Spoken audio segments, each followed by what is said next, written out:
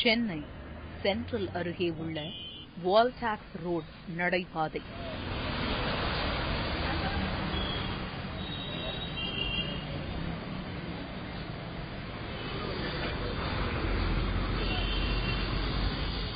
எலிகள் அங்கும் இங்கும் ஓடித் திரிகின்றன, எந்த பயமும் இன்றி.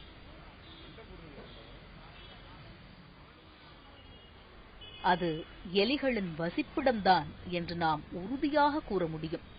ஆனால் நம்ப முடியாத இன்னொன்று, இவ்விடத்தில் மனிதர்களும் வசிக்கிறார்கள்.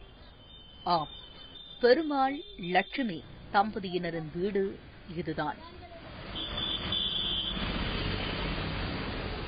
கடந்த 10 நாட்களாக இந்த வீடு அலங்கோலமாக கிடக்கிறது.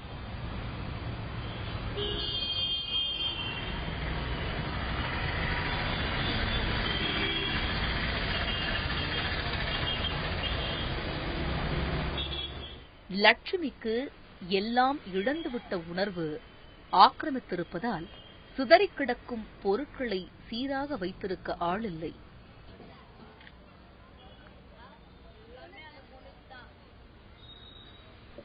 இந்நிலைக்கு காரணம் குழந்தை சரண்யா. ஆம், பொத்தி பொத்தி வளர்த்த சரண்யா காணாமல் போய்விட்டாள். அதுவும் நள்ளிரவில். 10 மாசத்துல ஒரு மாசம் இருந்து ஸ்டார்ட் பண்ணேன். சர்லெக்ஸ் ஊட்டுறது, ஹார்லிக்ஸ் ஊட்டல, ஓடிப்போய் ஒரு வீட்லயா நான் கடையில போய் வாங்கிட்டு வந்து நல்லா அழகாத்த ஊட்டி படுக்க வச்சுட்டு உடனே சுத்தண்ணி போட்டு குழந்தைய குளிப்பாட்டி பவுடர் போட்டு அந்த மாதிரிலாம் நான் வளர்த்தேன். நான் எங்களை கூட எங்க அம்மா அது மாதிரிலாம் வச்சு அதுக்கு நான் அந்த மாதிரிலாம் பண்ணேன். துட்டாசிய குடிகாரங்க இல்ல துட்டா சேர்த்து வச்சு அதுக்கு நகை அரை முடி வாங்கி கட்டினேன். அதெல்லாம் வச்சு நான் ஆசைப்பட்டேன். பொண்ணு பெற்றுக்கிறேன்ட்டு 3000 நான் எடுத்துட்டு போய் பேங்க்ல போட்டு சேர்த்து வச்சேன். ஏன் நம்ம பொண்ணு பிறந்தது, நாளைக்கு அதை வளர்த்துச்சுன்னா குழந்தைய எடுத்து நம்ம அதிகாரமா செய்யலான்னு அந்த மாதிரிலாம் நான் அந்த பொண்ணை தூக்கிட்டு போய் பேங்க்ல எல்லாம் பணம் போட்டு வைப்பேன். இன்னைக்கு இந்த பொண்ணு போக எல்லா துட்டும் அழிச்சிட்டேன். நான் சரண்யா எப்போதும் தாய் லட்சுமியுடன் தான் இருப்பாள். தூங்கும் போதும் தன் முந்தானையில் சரண்யாவை முடிந்து வைத்திருப்பாள் லட்சுமி. அப்படி இருந்தும் குழந்தையை கடத்திச் சென்று விட்டார்கள் மாபாவிகள். 1 மணிக்கு ஏப்பிக்கிறாங்க, குழந்தை மேல இந்த ரைட்டு பஸ் உயிந்துருமா, நீங்க ஏந்துருங்கன்னு. நான் என் பொண்ணை தூக்கினா என் பையனை இவர் தூக்கினாரு. பொண்ணுக்கு ஜெட்டி ஈரமாகுதுன்ட்டு ஜெட்டியை மாத்தி விட்டுக்கிறேன். ஜெட்டியை மாத்தி அதே மாதிரி முச்சி அவுத்துட்டு அதே மாதிரி முச்சி போட்டு விட்டுக்கிறேன். படுக்க சொல்ல அதே 1 மணிக்கு 1:30 மணிக்கு தான் நாங்க அதே மாதிரி படுத்தோம். நாங்க ஏந்தது 4 மணிக்கு. குழந்தைய காணன்னு இவரு ஏப்புனாரு, குழந்தைய காண லட்சுமின்னு. சரி, நான் ஏந்து பார்த்தா குழந்தை பெட்ஷீட் அடியில எல்லாம் பூந்துன்னு இருக்குமேனு. நாங்க அங்க இங்க தேடுறோம், இல்ல எல்லாரையும் கேட்டு பார்த்தோம், இல்லன்ட்டாங்க. அதிகாலையில் காணாமல் போன குழந்தை குறித்து காவல்துறையிடம் புகார் கூறியிருக்கிறார்கள். காவல்துறை ஒருபுறம் விசாரணையில் இறங்க, எக்ஸ்னோரா அமைப்பைச் சேர்ந்தவர்களும் விசாரணையில் குதித்திருக்கிறார்கள். அப்போது அங்கிருந்த ஒரு ஹோட்டலில் இருந்த சிசிடிவியில் அதிர்ச்சிகரமான ஒரு காட்சி பதிவாகியிருந்தது.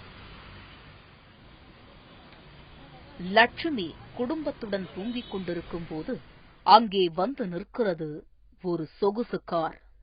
அதில் இருந்து இறங்கிய ஒருவர் லட்சுமியின் சேலையை கட் செய்துவிட்டு குழந்தையுடன் தப்பிச் செல்கிறார். சரண்யாவோட அம்மா, சரிங்களா, அவங்களுக்கு வந்து 3 பிள்ளைங்க, சரிங்களா. அதில் வந்து கடைசி குழந்தை வந்து சரண்யா. இந்த குழந்தை வந்து ஒரு 8 மாச குழந்தை. அம்மா கிட்ட பால் குடிச்சிட்டு நைட்டு ஒரு 12 மணிக்கு தூங்கிட்டு இருக்கா. அந்த பொம்பளை வந்து தன்னோட முந்தானையில வந்து குழந்தைய கட்டிட்டு ரோடுல படுத்து தூங்குற குழந்தை தூங்கியிருக்காங்க. கரெக்டாக ஒரு 3 மணி அளவில் வந்து ஒரு 2 மணி அளவில் வந்து ஒரு கார் வந்து பார்க் பண்ணிட்டு அந்த குழந்தை நல்லா தூங்கிட்டு இருக்கும்போது அவங்க புடவையை கட் பண்ணி அந்த குழந்தைய எடுத்துட்டு போயிடுறாங்க கார்ல. இவங்க குழந்தை காணுன்றதை எழுந்துச்சு பார்த்து அலறி அங்கே இருக்காங்க போய் பார்த்தா அதுக்குள்ள புடவை கட்டாயி தூக்கி போய் அவங்க மறுநாள் வந்து அவங்களால முடிஞ்ச வரைக்கும் போலீஸ் ஸ்டேஷன் வரைக்கும் தான் சொல்ல முடிஞ்சது. அதுக்கு மேலே அவங்களால பண்ண முடியல. ஸோ நாங்கள் ஊடகங்களில் இது மாதிரி குழந்தைகள் காணோம் அப்படின்றத பார்த்துட்ட பிறகுதான் நாங்கள் இதில் ஸ்டெப் எடுத்தோம்.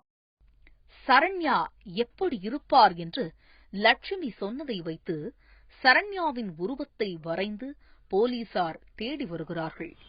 ஆனால் சில மாதங்கள் கடந்துவிட்டன. சரண்யாவை பற்றி எந்த தகவலும் இல்லை. சரண்யாவின் தாயாரோ கடவுளே கதி என கடவுள் மீது பாரத்தை போட்டு சரண்யாவுக்காக காத்துக் கொண்டிருக்கிறார்.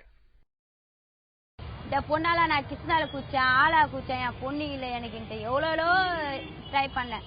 தண்டவத்தில் போய் தலையை கொடுக்க போனேன். எல்லாம் சொன்னாங்க, உன் பொண்ணு என்னைக்கு அதெல்லாம் உன் கையில கச்சிரும், ஊர் பொண்ணாதான் அப்படியே போட்டோம், நீ பெத்த பொண்ணாதான் உங்க கையிலே வரும், திரும்பி அவங்க ரிட்டர்ன் உங்க கையிலே வந்து குத்துருவாங்கன்னு அந்த மாதிரிலாம் சொல்லி என் குணத்தை மாத்தினாங்க. இங்க இருக்கிறவங்க தான் இப்ப கூட சொன்னேன், நான் போய் கத்தி எடுத்து கூட குத்திப்பேன், என் பொண்ணு என்கிட்ட இல்ல, இன்னுமா தான் சொல்றாங்க, அதோ வந்துருன்றாங்க, இன்னும் வரலையே. பெருமாள் கோயில் வேண்டிக்கிறோம், பொண்ணா பிறந்தா உன் கோயிலுக்கு நான் தூக்கின்னு வரேன், நான் சாவர வரைக்கும் என் பொண்ணை நான் தூக்கின்னு வரேன்னு. இப்ப இந்த குழந்தை இப்ப ஒரு வருஷத்துக்கு தான் நான் தூக்கின்னு போய்க்கிறேன். இந்த வருஷத்துக்குள்ள இந்த குழந்தை இப்ப என் கையில இல்ல. இந்த குழந்தை என் கையில கட்டிச்சுன்னா நான் சாவர வரைக்கும் நான் நடக்கிறேன்னு வேண்டிக்கினேன். என் புருஷன் நடக்கிறானே இல்லையா, நான் நடக்கிறேன், என் பொண்ணுக்காக என் உயிரை கூட கொடுப்பேன். குழந்தை சரண்யா மீட்கப்படுவாரா என்ற கேள்வி இருக்கும்போதே இன்னொரு சம்பவம் அதே வால்டாக்ஸ் ரூட்டில் நடந்திருக்கிறது. ரோகேஷ் என்ற 8 மாத குழந்தை இம்முறை கடத்தப்பட்டிருக்கிறது. இம்முறையும் சொகுசு காரில் வந்தவர்கள்தான் நள்ளிரவில் குழந்தையை கடத்திச் சென்றிருக்கிறார்கள். குழந்தைகள் சரண்யா, ரோகேஷ் கடத்தல் சம்பவம் குறித்து சென்னை உயர்நீதிமன்றத்தில் எக்ஸ்னூரா அமைப்பு சார்பில் வழக்கு தாக்கல் செய்யப்பட்டிருக்கிறது. ஏப்ரல் 29 ஹைகோர்ட்ல ஏபிஎஸ் கார்பஸ் ஆள்குணர்வு மனு இந்த குழந்தைங்க தரப்படி ஃபைல் பண்ணோம். இதை பற்றி நாங்கள் லாஸ்ட் 3 இயர்ஸ் ஆர்டிகல் வச்சுருந்தோம். அவங்க லாஸ்ட் 5 இயர்ஸ் தமிழ்நாட்டில் எவ்வளோ குழந்தைகள் காணோம், அந்த குழந்தைங்களில் எவ்வளோ கேஸ் ரிஜிஸ்டர் ஆகிருக்கு, ரிஜிஸ்டர் ஆன கேஸில் எவ்வளோ குழந்தைங்களை கண்டுபிடிச்சிருக்காங்க, கண்டுபிடிக்காத குழந்தைங்கள் எவ்வளோ இருக்குது, எவ்வளோ கேஸ் பெண்டிங்கில் இருக்குது, இந்த 3 டீட்டெயில்ஸை சப்மிட் பண்ண சொல்லியிருக்காங்க. அது மட்டும் இல்லாத ஹோம் செக்ரட்டரி லெவலில் ஒரு ஆஃபீஸரை டிப்யூட் பண்ணி இந்த கேஸை இன்வெஸ்டிகேட் பண்ணணுன்ற மாதிரி சொல்லியிருக்காங்க. மதுரை பேரையூர் காவல் நிலையத்தில் பெண் மந்திரவாதி உள்ளிட்ட 4 பேர் சமீபத்தில் கைதானார்கள். 9 மாத லத்திகா எனும் குழந்தையை கடத்தியதாக கைதாகியிருக்கிறார்கள் இவர்கள்.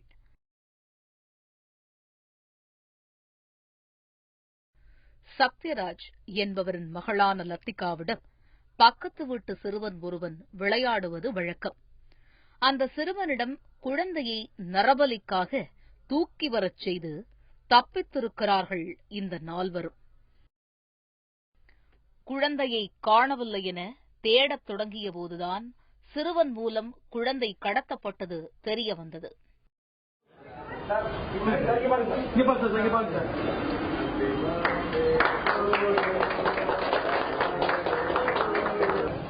இதோ காவல் நிலையத்தில் பிறந்த நாள் கொண்டாடும் குழந்தை லோகேஷும் கடத்தப்பட்ட குழந்தைதான்.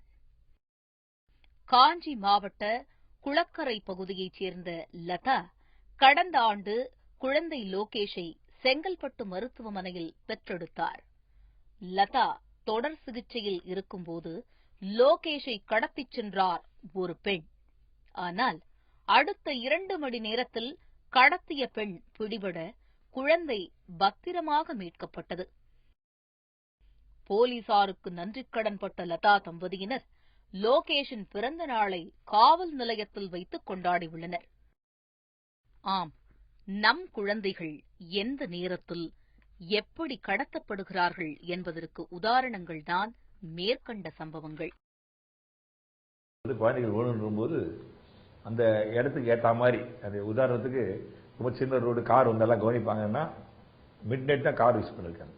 ஈஸியாக அந்த குழந்தை ரோட்டில் விளையாடும் இல்லையா, அப்படியே தூக்கிட்டு போயிடலாம். ஒரு காரில் அப்படியே கிட்னாப் பண்ணிட்டு போயிடலாம், ஆட்டோவில் தூக்கிட்டு போட்டு போயிடலாம். நல்ல அது கிட்னாப்ன்றது ஒரு விஷயம் ஞாபகம் வச்சுக்கணும். அது பணக்கார குழந்தைனா கை வைக்கிறது இல்லை. பணக்கார குழந்தைனா ஒரு பெரிய சமுதாயமே குரல் கொடுக்க ஆரம்பிச்சிடும். நம் குழந்தைகளின் ஒவ்வொரு அசைவையும் நாம் பொக்கிஷமாக பாதுகாத்து வருகிறோம். ஆனால் அந்த குழந்தையை பாதுகாக்கத் தவறினால், இதோ செய்யாரைச் சேர்ந்த சமியுல்லா தனது 2.5 வயது மகனை தொலைத்துவிட்டு ஊராக தேடி அலைகிறார். கடந்த பிப்ரவரி மாதம் 27ஆம் தேதி வீட்டுக்கு வெளியே விளையாடிக் கொண்டிருந்த அஸ்வக் திடீரென காணாமல் போனான். அன்று முதல் இன்று வரை சமியுல்லா காவல்துறை, அரசு, பொதுமக்கள் என தட்டாத கதவுகள் இல்லை. பெரிய ஒரு ஆளாக்கணும்னு சொல்லிட்டு ஒரு பெரிய கனவா தான் வாழ்ந்துட்டு இருந்தேன். என்னுடைய நிழலாக தான் அவனை பார்த்துட்டு இருந்தேன். இன்னி வரைக்கும் வாழ்க்கையில் வந்து ஒரு பெரிய நிழலாக அவனை நினச்சிருந்தேன். ஆனால் என்னுடைய வாழ்க்கையில் அந்த நிழலே இன்னைக்கு இல்லைன்னும் போது என்னால் வந்து ஒரு நடமாடும் பிணமாக தான் இன்னைக்கு நான் சுற்றிட்டு இருக்கேன். நல்ல தகப்பனாக இருந்தால் யார் எந்த ஒரு மனவேதனையில் இருப்பாங்களோ அந்த வேதனையில் தான் இன்னைக்கு தான் நான் பேசிட்டு இருக்கேன். ஆனால் எனக்கு நிச்சயமா இந்த குழந்தை எனக்கு கைக்கு கண்டிப்பாக கிடைச்சே ஆகணும். நம்மால் ஆசை ஆசையாய் வளர்க்கப்படும் பிள்ளை ஒரு திருடனாகவோ, சிவப்பு விளக்கு பகுதியில் பாலியல் தொழிலாளியாகவோ, உடல் ஊனமாக்கப்பட்டு ரோட்டில் பிச்சை எடுத்தாலோ, ஒரு கிட்னியை இழந்திருந்தாலோ அல்லது மருத்துவ சோதனைச்சாலை எலியாகவோ பயன்படுத்தப்பட்டால் நம் இருதயம் வெடித்துப் போகாதா? ஆம், குழந்தைகள் கடத்தலில் இதுதான் நடக்கிறது. தமிழகத்தில் மட்டும் தினமும் 2 குழந்தைகள் காணாமல் போவதாகச் சொல்கிறார்கள்.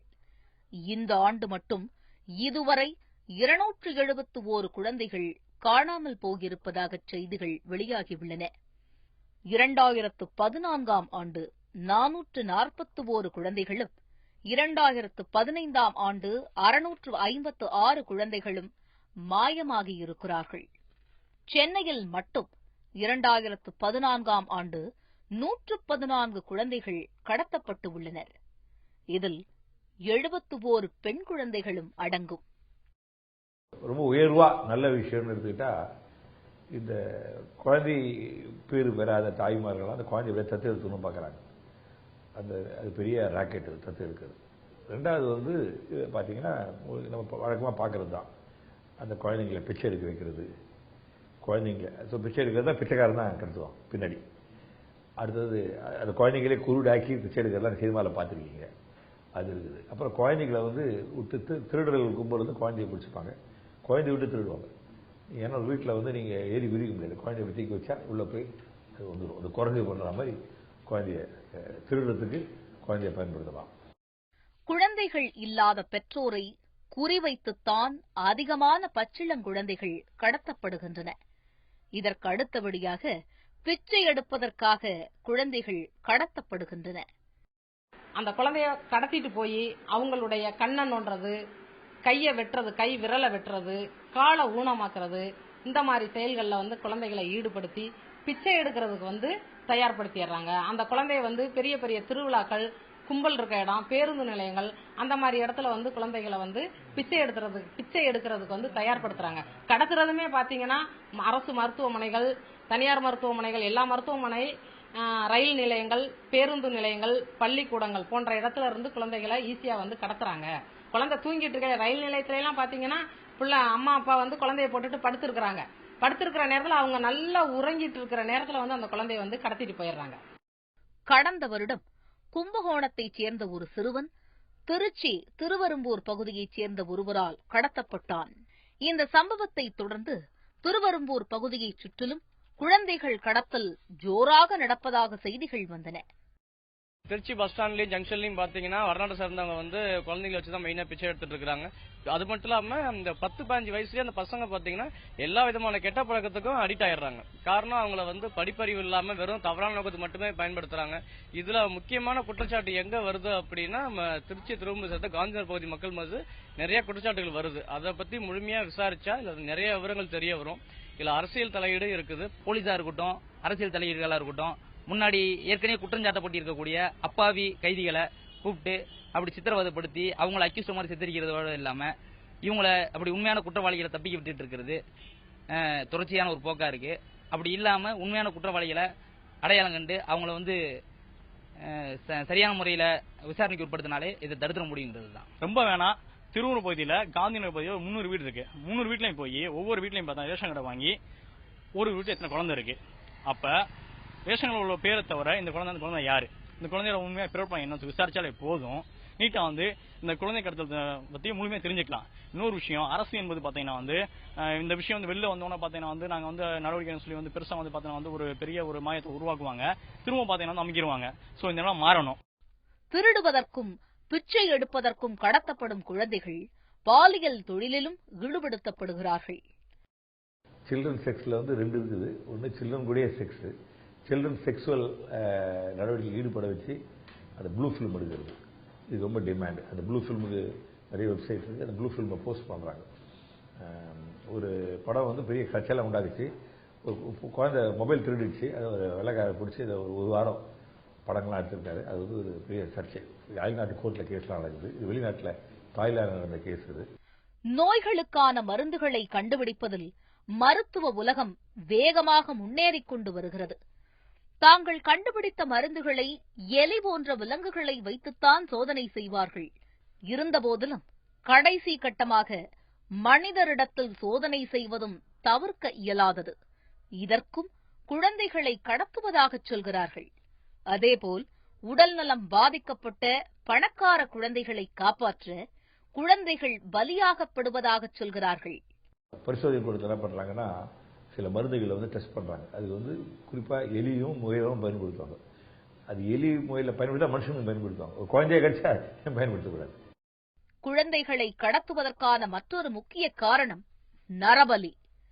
புதையல் எடுப்பதற்காக புதிய கட்டுமானங்களை நிறுவ என பல தருணங்களில் குழந்தைகள் கடத்தி பலி கொடுக்கப்படுகிறார்கள். தேசிய குற்ற ஆவண காப்பக அறிக்கையில் சராசரியாக ஆண்டிற்கு 40,000 குழந்தைகள் மாயமாகின்றனர். இதில் 15,000 பேரின் நிலை என்னவென்றே தெரியாமல் போகிறதாம். குழந்தையை தேடி கண்டுபிடிச்சு நம்ம கொண்டுட்டு வந்து அவங்களுக்கு மறுவாழ்வு கொடுப்போம், அவங்களுக்கு கல்வியை கொடுப்போம் அப்படின்னாக்க அந்த குழந்தை வந்து அதை ஏற்க மறுக்குது. அந்த சுற்று சூழல், அதாவது அந்த அவங்களுடைய தொடர்புலேயே அந்த குழந்தை இருக்கிறதுனால அவங்கள மீண்டும் படிக்க விடாம, பேரண்ட்ஸோட சேர விடாம அந்த கும்பல், குழந்தை கடத்தும் கும்பல் வந்து அந்த குழந்தைகளை வந்து தடுக்குது. இந்த கடத்தல் பின்னணியில் இருப்பது யார்? அவர்களை ஏன் அடையாளம் காண முடியவில்லை? கருத்தரிப்பு மையங்களில் நடப்பது என்ன என்பதெல்லாம் கிரைம் நாவல்களை மிஞ்சும் திகிலை கொண்டவை. பொதுவாக கடத்தப்படும் குழந்தைகள் உடனடியாக வேறு மாநிலத்துக்கு மாற்றப்படுவதாக சொல்கிறார்கள். எனக்கு தெரிஞ்சு ஒரு 20 இயர்ஸ் பேக் மாவட்டத்தில் 3 குழந்தை காணாத போயிடுச்சு. அந்த குழந்தை கடைசியில் கிடைக்கவே இல்லை. 3 நல்ல பெண்கள்.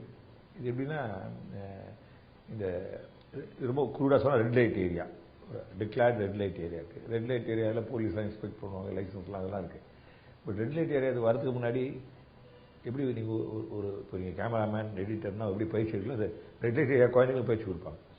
அதுக்கு ட்ரக் கொடுப்பாங்க, பயிற்சி கொடுப்பாங்க. செக்ஸில் கொஞ்சமாக இன்ட்ரடியூஸ் பண்ணி செக்ஸ் மீனியாக குழந்தைய மாற்றுவாங்க. அது வந்து 5 விளையாது 50 விளையாது, சின்ன வயசுலேயே பிடிச்சிட்டு போயிட்டு பயிற்சி கொடுப்பாங்க. இது வந்து நான் சொல்ல எக்ஸ்ட்ரீம் கேஸ்.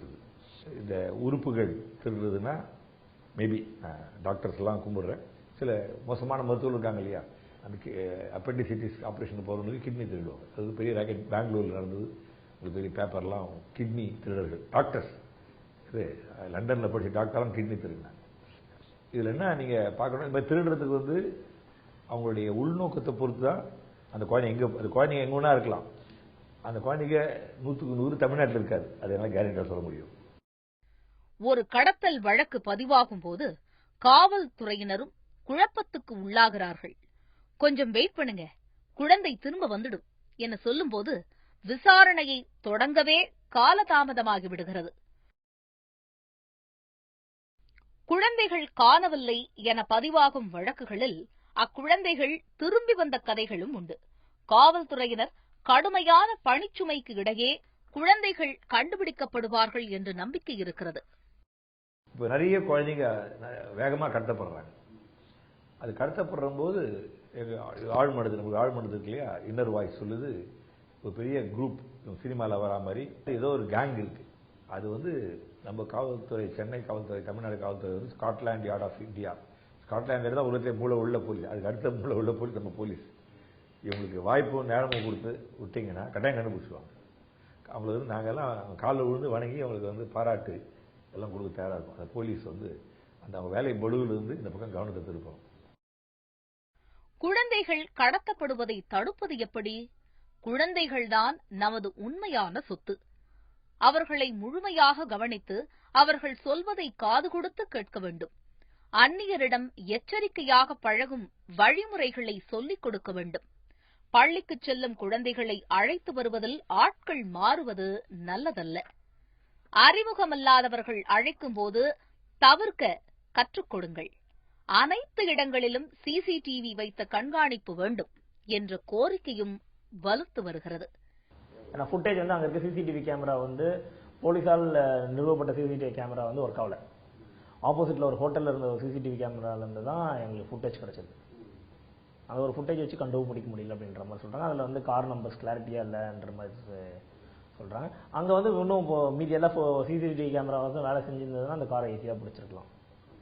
அந்த ரோட்லேயே வேறு கவர்மெண்டால் இன்ஸ்டால் பண்ண சிசிடிவி கேமரா எதுவுமே ஒர்க் ஆகல. சென்னை போன்ற பெருநகரங்களில் தெருவோரம் வசிப்பவர்களுக்கு இரவில் மாற்று இடம் வழங்க வேண்டும் என்று சொல்கிறார்கள். நம்ம சென்னை கார்பரேஷனில் வந்து 200 வார்டு தான் இருக்குது. 200 வார்டுக்கு 200 கவுன்சிலர் இருக்காங்க. சரிங்களா? அந்த 200 கவுன்சிலர்கள் வந்து இனிஷியேட்டிவ் எடுத்து, கவர்மெண்ட் இனிஷியேட்டிவ் எடுத்து, இந்த நைட்டில் வந்து தெருவோரத்தில் தூங்குறவங்களுக்கு ஒரு ப்ராப்பரான ஷெல்டர், மேபி சத்திரம், அப்படி இல்லைன்னா கார்பரேஷன் ஸ்கூல்ஸ் இருக்குது, அதில் ஒரு ரூம், வெறும் நைட் ஸ்டே மட்டும் அந்த ரூமை வந்து இவங்களுக்கு கொடுத்து, இவங்களுக்கு வந்து ஒரு ஆர்டர் வந்து இம்ப்ளிமெண்ட் பண்ணி ரோட்டில் தூங்கக்கூடாது, பிளாட்ஃபார்மில் தூங்கக்கூடாது, இவங்களுக்கு வந்து இந்த இடத்துல தான் அலாட் பண்ணியிருக்கு, இங்கே தான் தூங்கணும் அப்படின்றது ஒரு ஸ்ட்ராங்கான ஒரு ஆர்டர்ஸ் வந்து போலீஸோட தரப்புலேயே வந்து சொல்லி அங்கே தூங்க வச்சா இது மாதிரியான ஃபஸ்ட்டு வந்து பேசிக்கான ஒரு நீட். அரசியல் கட்சிகள்லாம் கூட்டு சேர்றாங்க ஒரு தேர்தலில். நம்ம ஏன் வந்து நம்மலாம் ஒரே சேவையில் இருக்கிறோம், நம்ம ஏன் வந்து ஒன்றா சேரக்கூடாதுன்றது அடுத்த திட்டம். அப்போ நெட்வொர்க் பண்ணுறபோது இப்போ நீங்கள் கேட்ட கேள்விக்கு பதில் என்னன்னா, அந்த குழந்தை தமிழ்நாட்டில் இல்லை, அது மதுராவில் இருக்கிற மதுராவில் இருக்கிற அந்த என்ஜிஓ சேவ் தி சில்ட்ரனை கூட நம்ம தொடர்பு கொண்டு மதுராவில் புதுசாக குழந்தை தமிழ் குழந்தைன்னா தெரியும் கண்ணுக்கு, அது மாதிரி தெரியுதான்னு கேட்கலாம். அது மாதிரி இதெல்லாம் கொஞ்சம் பலப்படுத்தினாலே இது கொஞ்சம் நடக்கும். இது கொஞ்சம் விழிப்புணர்வு வந்துட்டோம்னா அது குறைஞ்சிடும், நின்றுடும். பொதுமக்களாக நாம் செய்ய வேண்டியது என்னவென்றால், குழந்தைகள் பற்றிய எந்த புகாருக்கும் 1098 அழைக்கலாம். குழந்தை கடத்தல் என்பது இன்று பல கோடிகள் புரளும் ஒரு தொழிலாக மாறியிருக்கிறது. வால்டாக்ஸ் ரோட்டில் குழந்தை சரண்யா கடத்தலை பற்றி என்ஜிஓக்கள் விசாரிக்கத் தொடங்கிய பின்பு அவர்களுக்கு கொலை மிரட்டல்கள் வரத் தொடங்கியுள்ளன. இது அவர்களின் வலிமையை காட்டுகிறது. எனவே குழந்தை கடத்தலை முடிவுக்கு கொண்டு வருவது காலத்தின் கட்டாயம்.